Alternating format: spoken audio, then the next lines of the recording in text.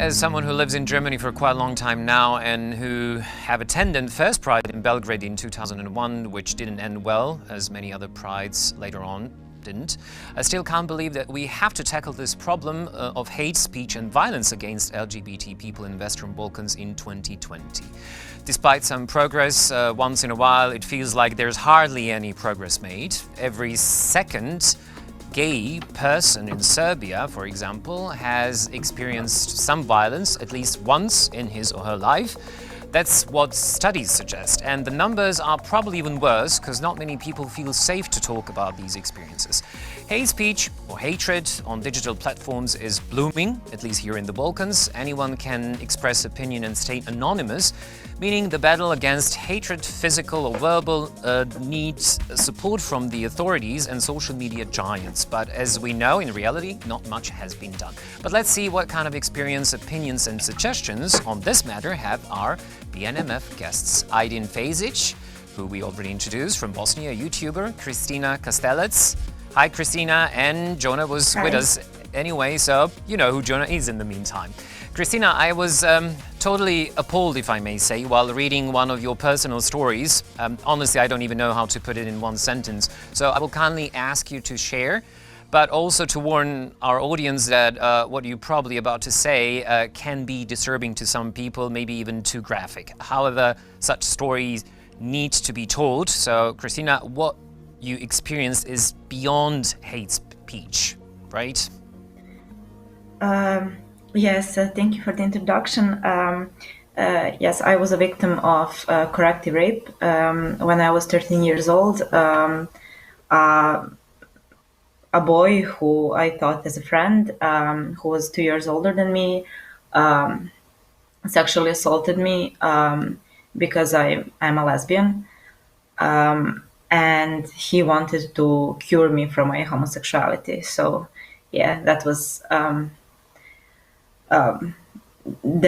hate crime, and it took me years to recover. I'm still recovering, so to speak. And I shared my story probably a dozen times in the last 5 years. I spoke very publicly, even in the National Assembly of Serbia, because I think that hate crime is much more common in the Balkans than the numbers would suggest. And I think it's important that we talk about the violence we experience both online and in real life, and raise awareness of the experience of LGBTI people. I was always wondering, whenever you talk about this, does it help a bit to you personally? It's not easy to basically go through all these moments that happened in your past. Yeah, it is very, very disturbing. I do need a time to recover from publicly speaking. Each time I do an interview or I write about it, it's difficult, but it does help. I feel like at least the trauma that I survived, that there is a silver lining whenever other people feel less, especially women, especially queer women. If I get only one message that one person felt less alone, there is a bit of, I don't know, healing moment in that communication with other survivors. So it does help to speak. Sorry to put you on the spot again. Before we continue, a quick reminder to our audience, especially if you are among registered users, you can ask questions. You will probably know how. We don't have time to explain that. Ajdin, you also went through some turbulent times. Actually, maybe I'm using the wrong tense. Hate speech is an everyday thing for you, unfortunately, while creating content. But before you start sharing, additional question for you is, did you experience any physical violence, abuse, or any kind of harassment so far? I did, but it was more in elemental school and not related to what I do right now. It's because, as I said, I was more feminine in the past, and I was much more suitable, if that's a correct word for this, to be a victim of physical assault from other boys. But from like high school and above, no, thank God. But there have been quite a lot of death threats, a lot of threats made to me or my family or friends, to all my queer friends.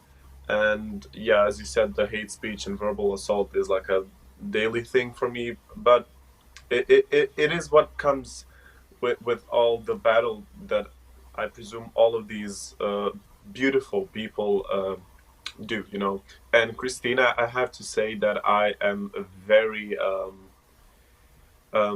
moved by what you said and what you went through, and I'm very sorry that it had to happen in the first place. But I'm very happy that you grew from it, and that you're much stronger now, that you help other people that maybe went through something similar.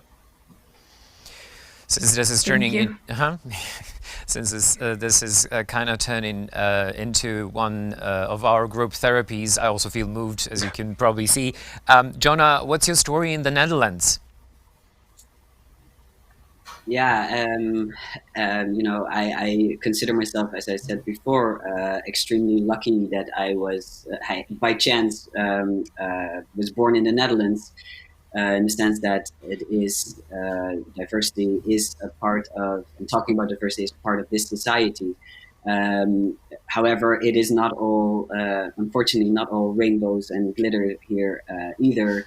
I think that I am lucky in the Netherlands. It works like this a little bit. That I'm lucky with a few things. I have a few privileges. That I was born white. I was born with parents that are together, that show support to me, and I felt safe with, and I was able to enjoy university and understand how the system works. So I have a few things going for me, and other people might not have such a privileged surrounding, basically, and they do experience a different side of Dutch society. Where there is still violence and online and offline, so to speak. Also, myself, I when I didn't use testosterone, I was quite androgynous looking, and also experienced that people do not appreciate that, and they showed me in different ways. Jonah, firstly, I apologize if this sounded like you have to compete with your own story. I know that there is a huge contrast, but that's exactly the point. I have a question for each and every one of you. It is an obvious question and not easy to answer, but still, from your perspective, what's the best way to deal with harassment and hate speech based on what we just heard? Have you, reached a point where you kind of know how to handle this, if that's possible at all? Let's start with you, Kristina. Can you repeat the question once again? What's the best way? No worries. What's the best way to deal with harassment and hate speech based on everything we just heard? The best way to deal with it? Well, emotionally, I think the best way to deal with it is to have a strong support group.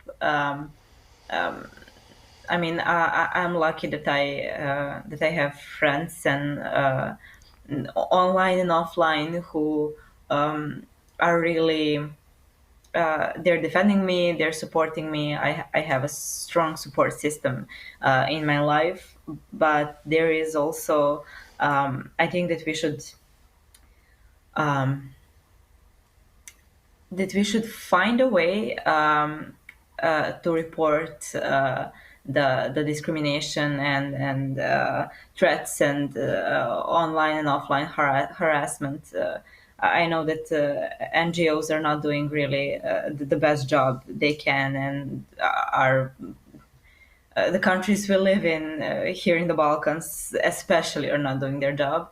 But I think that if we could fight our way from reporting to actually seeing some conclusion to that report, penalties, that it would be a great way to combat, because as long as that harassment is going, I wouldn't say unnoticed, but without any repercussions, it just grows from there. Because when you threaten someone and it just slides by, then I think that those people feel empowered to make even more threats, or go from threats to actual violence. Ajdin, what's your opinion? What I know so far is that you once in a while have some, let's put it this way, nasty comments being displayed on your channel, and sometimes, at least I've seen ones that you recorded a video explaining why you're doing what you're doing, and that you don't really care, correct me if I'm wrong, about others' opinions, because you have support from people that you care about. But what's your experience? What do you think could be the best way to deal with harassment? As you said, I don't care when the comments I don't care about the comments that are coming my way, but I do care that the comments like that even exist. I hate it, because I hate the fact that people have the need to do something like that. But what I would suggest to people, especially young people, is to differentiate the content of the comment about you and what you actually essentially are, because it doesn't have anything to do with you. It doesn't have anything to do with your actions, your behavior, you as a person. It has everything to do with the person writing that comment, from whatever need they have to write it in the first place. But I would say that, as Kristina said, you have to have a really good support group. It could be your friends, it could be your family, it could be even your pets. I love my dog, and sometimes they help me even more than some friends do. So have a good support system and report. I wish that social media had implemented more vigorous security systems, in the sense that, okay, if you say some nasty comment like "you suck" or I don't know, anything like that, that's okay, that's your opinion. But if it's a hate speech, I wish that the social media kind of implemented some type of analytic or security that could actually report the IP address or the identity behind the anonymous comment to the authorities. Because it is a violation of our essential rights as human beings. So work on yourself, your self-esteem. Know that doesn't have anything to do with you. If it triggers you too much to even read the comments, try not to, and do your best to report all the comments that you see, and do your best to educate your viewers or even your friends about that they should really be careful about what they say and whom they say it to, in which way. Jonah, what's your opinion? Yeah, I totally agree with both of you and the things that you said. I think I'm very lucky again to work with two other guys, and we are our own support system to each other. I think we also try to differentiate when it comes to comments between what we call like truth with a capital T and truth with a lowercase t, meaning that the person that is writing that comment, what Ajdin said, is it has nothing to do with you, but they are speaking from their truth. And when you challenge somebody's truth, it's triggering, and it can be scary, and people can get really mad, because that's the world they live in. And if you challenge that, that's hard to deal with. But it might feel like truth with a capital T, like the all being truth, but it is not. Everybody has their own truths. You stick to yours, and I think the people that are mentally stable enough at this point to be able to be visible have a huge role in very slowly changing this process. The more people that are visible, it in the end will kind of drown out, or at least diversify the spaces that you live in. So yeah, that's what I would add. One of the questions from our audience was, what about hate crimes or hate crime in the Netherlands and the laws? Is this implemented in your country? Can you maybe say something about that? Sure, yes. In our book of law, our Article 1 is that you cannot discriminate against basically anyone on the basis of their sex, their gender, their sexuality, their religion, etc. And so if there is hate speech against you, you can fill out a complaint or you can go to the authorities. Which is very good.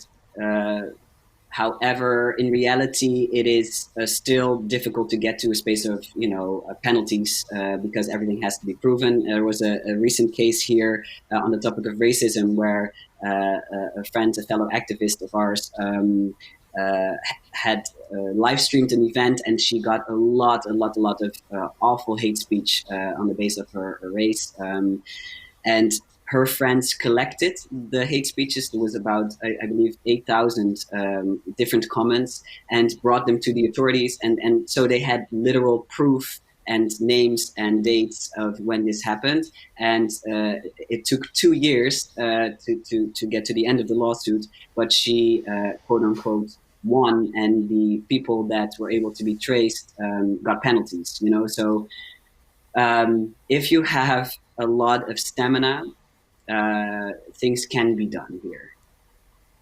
Absolutely. Kristina, what's the situation like in Serbia, and did anything change in the past, let's say, 10 or 15 years? Well, a lot of things changed in the last 10, 15 years. First of all, we do have a law that forbids hate crime, and it's I'm not sure about the English the translation of the word. I'll just have to think for a little bit.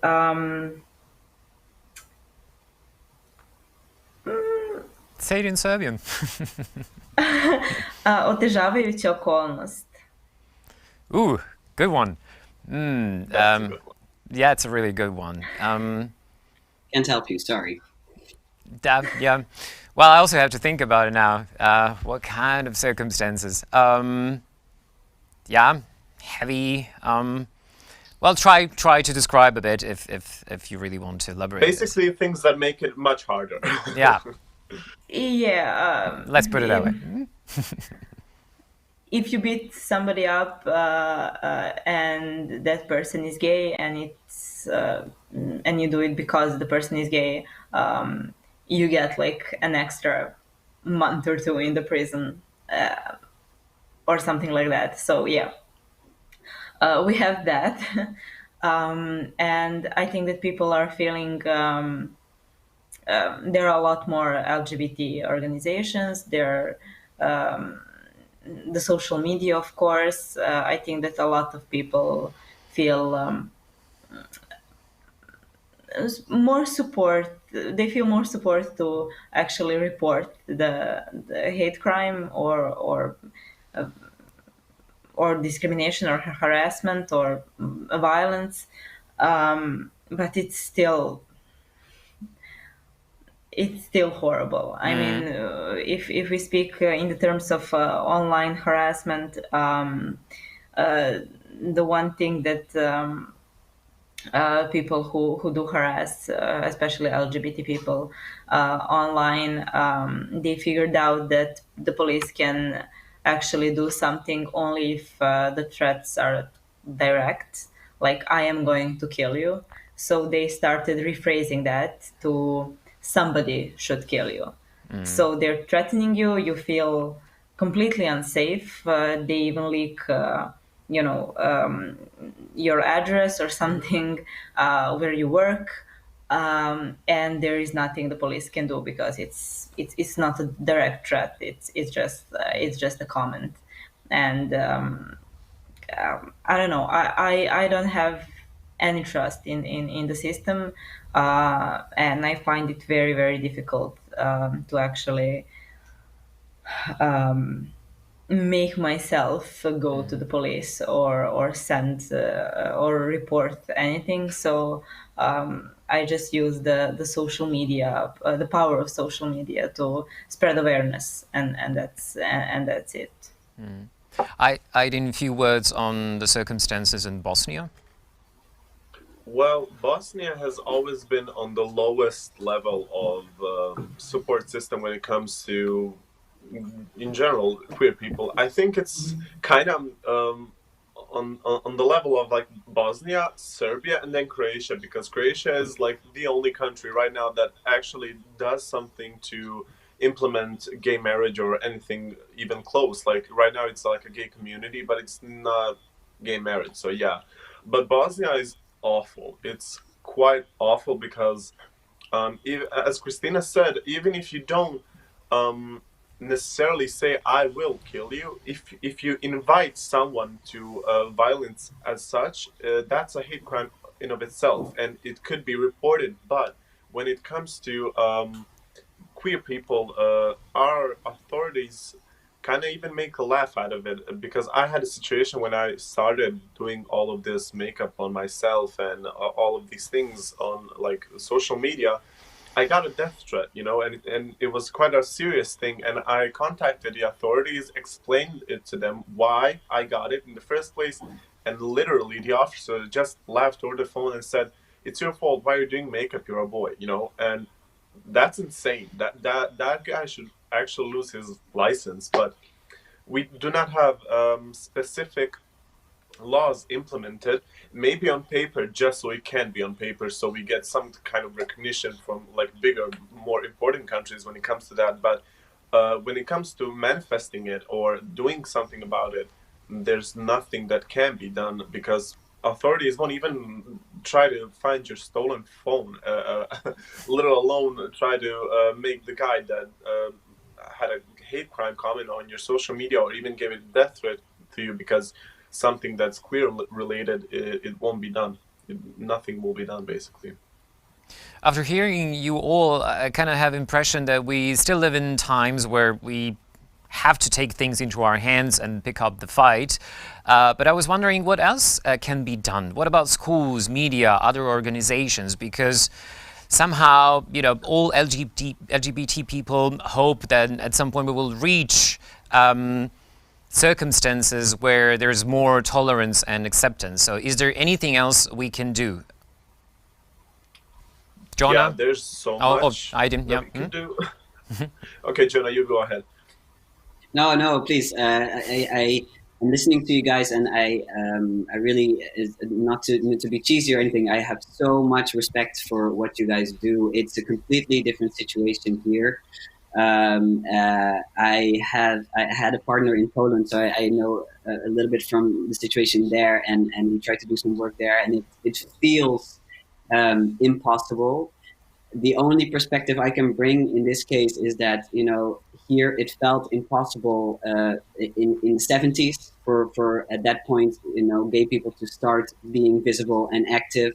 And we are now 30, 40 years later, and we're here. So it sounds awful, but it's just a very, very, very slow process. And you guys are at the forefront of it. You know, like I am standing on the shoulders of those people that, yeah, we say like stuck their neck out. And I am able to continue that fight from that position, and you guys are those people, you know. So I have so much respect for that, and I hope that you guys feel the strength to keep going, because it's extremely important work. And I hope that in hopefully, of course, less than 30 years, but that you will see that change also culturally. I really do hope. Ajdin. Thank you, Jonah. Likewise, I have big respect for you, because trans people, that's a very touchy subject for a lot of people, because I don't know, it's more like they would more quickly accept queer people, like gay people, and less trans people. So I think it's a very important subject and an important fight that you have been doing with your colleagues. But what I think that could be implemented, especially in schools, I do not remember a single thing being mentioned about anything coming close to queer people in elementary or high school. So I think that there should be the first black trans person that threw a brick and started a whole movement. That's a very big part of history, and that should be taught in schools.